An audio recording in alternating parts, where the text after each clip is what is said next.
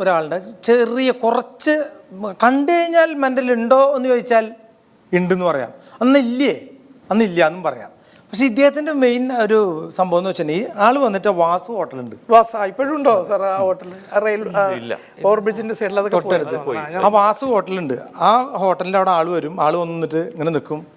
അപ്പോൾ ആരെങ്കിലും ഊണ് കഴിച്ചിറങ്ങി പോകുമ്പോൾ സാർ നമസ്കാരം, എൻ്റെ പേര് സുരേന്ദ്രൻ, ജോലിക്കും പണിക്കൊന്നും പോകാൻ പറ്റില്ല, അതുകൊണ്ടാണ് ഞാൻ പൈസ ആയിട്ട് ചോദിക്കണില്ല, എനിക്കെന്തെങ്കിലും ഒരു ചാപ്പാട് പറയുകയാണെങ്കിൽ ഊണ് പറയുകയാണെങ്കിൽ വളരെ സന്തോഷമായി. അങ്ങനെ ചോദിക്കുന്ന ആൾക്കാർക്ക് ആരായാലും നമ്മൾ ഊണ് വാങ്ങിച്ചു കൊടുക്കും. അപ്പോൾ ഈ കാശ് കൊടുക്കുന്ന ആൾ ചേട്ടാ ഒരു ഊണ് അയാൾ കൊടുത്തേക്കുന്ന അയാളുടെ പൈസ പിടിച്ചോ, സന്തോഷം സാർ.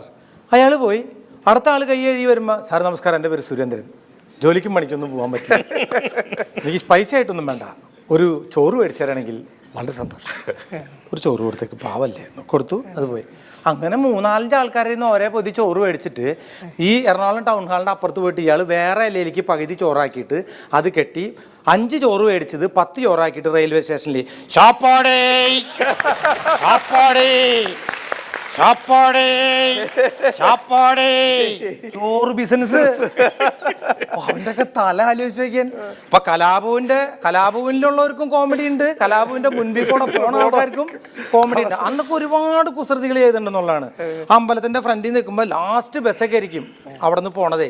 അപ്പൊ ഈ ബസ് കാത്ത് നിൽക്കുന്ന ആള് വണ്ടി വന്നിട്ട് ഇയാൾ ഈ വണ്ടിയിലേക്ക് ഓടരിക്കും, ലാസ്റ്റ് ബസ്സാ ഓടിക്കൊണ്ടിരിക്കുകയായിരിക്കും. ഇയാൾ ഓടി ബസ് എത്താൻ നിൽക്കുമ്പോൾ നമ്മൾ അവിടെ നിന്നിട്ട് ചേട്ടാ അവിടെ നിന്ന് ഇപ്പം ഈ ഓടിക്കൊണ്ടിരിക്കുന്ന ആള് എന്തേ, ഇപ്പം അയാൾ അവിടെ നിൽക്കുക. എത്ര നേരം ഞാൻ ചേട്ടനെ വിളിക്കണേ, അയാൾ അവിടെ നിന്നു. വേറെ ആളെ വിളിച്ചിട്ട് പോയത്. ഇയാളെ വണ്ടിയില്ല, ഒന്നുമില്ല, ഇയാള് തെണ്ടി തിരിഞ്ഞ് അവിടെ നിൽക്കന്നെ. ഈ സ്ഥിരം പരിപാടികളാണ് നമ്മുടെ കലാഭവനിൽ കളിച്ചുകൊണ്ടിരിക്കുമ്പോൾ. അന്നൊക്കെ ആ സമയത്ത് ഇത് തന്നെയല്ലേ. ഞാൻ തുടക്കം കുറിച്ച് ഗാനമേളയുടെ ഇന്റർവെൽ എന്ന് പറഞ്ഞപ്പോൾ ആലോചിച്ചേ, എന്നെ കലാഭവനിലേക്ക് എടുക്കുമ്പോൾ ഇന്റർവെല്ലിനാണ് എന്നെ ഗ്യാപ്പിൽ. അന്ന് കൊല്ലത്തൊരു സർക്കസ് നടത്തുന്ന ഒരു ഉടമസ്ഥന്റെ വീട്ടിലായിരുന്നു പരിപാടി. അന്നെന്ന് വെച്ചിട്ടുണ്ടെങ്കിൽ സ്റ്റേജിൽ ഈ വയറും സാധനങ്ങളൊക്കെ കിടക്കണ എനിക്ക് ഐറ്റംസ് കളിക്കാനായിട്ടുള്ളൊരു ഏരിയ ഇല്ല. ഞാൻ മിമിക്രി കളിക്കാന്ന് പറഞ്ഞാൽ എനിക്ക് കുറച്ച് വിശാലമായ, ഇത് ഗാനമേളയുടെ ഇടയിലായതുകൊണ്ട് അവരുടെ കേബിൾ എല്ലാം പറ്റില്ല. നമ്മൾ ഇപ്പം എൻ്റെ വീട്ടിൽ ഉത്സവത്തിന് ബന്ധുക്കാർ വരുന്ന പോലെയാണ്. ഞങ്ങൾ കുറേ ആൾക്കാരുണ്ട്, ചേച്ചിയുണ്ട്, ചേച്ചിയുടെ മക്കൾ, അവർക്ക് മക്കൾ, വില്ലിപ്പൻ കുഞ്ഞുമ്മ, നാത്തൂൻ, എല്ലാവരും ഈ എന്താ പറയുക നെല്ലിക്കക്കോട്ട ചെരിഞ്ഞ പോലെയാണ് വീടിനകത്ത് ആൾക്കാർ.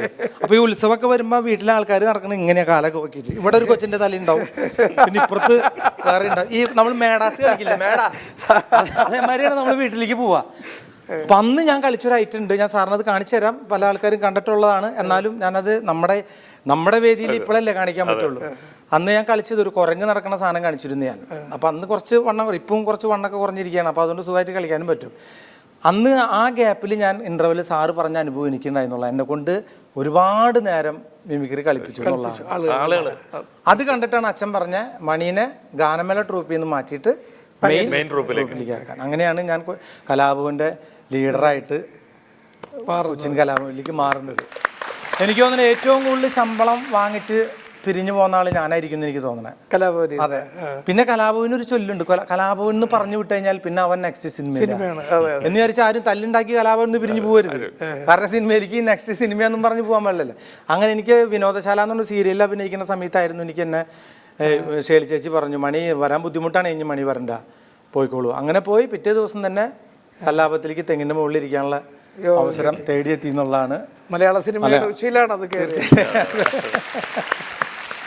എനിക്ക് ഏറ്റവും ഗുണം എന്ന് വെച്ചാൽ ഇപ്പം കന്നഡ പടത്തിലായാലും തെലുങ്കിലായാലും അഭിനയിക്കാൻ ചെല്ലുമ്പോൾ, തമിഴിലായാലും ചെല്ലുമ്പോഴേക്കും ഈ കലാഭവൻ എന്ന് പറഞ്ഞാൽ എൻ്റെ വീട്ടും പേരാണോ എന്ന് ചോദിക്കണേ.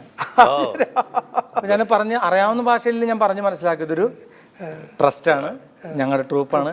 അതിൽ അഭിമാനിക്കാൻ ഇക്കാരുടെ പേരാണ് ഞാൻ ഏറ്റവും ആദ്യം പറയാം. ഞങ്ങൾക്ക് ഇന്ത്യയിൽ തന്നെ ഹിന്ദി പടവും തമിഴും എത്രയോ ഹിറ്റ് സമ്മാനങ്ങൾ ഡയറക്റ്റ് ചെയ്ത അദ്ദേഹം ഞങ്ങളുടെ മിമിക്രിയിലെ ഞങ്ങളുടെ തലത്തൊട്ടപ്പനാണെന്നാണ് ഞങ്ങൾ പറയാറുള്ളത്. അപ്പോൾ അതൊക്കെ ഒരു അഭിമാനമാണ്.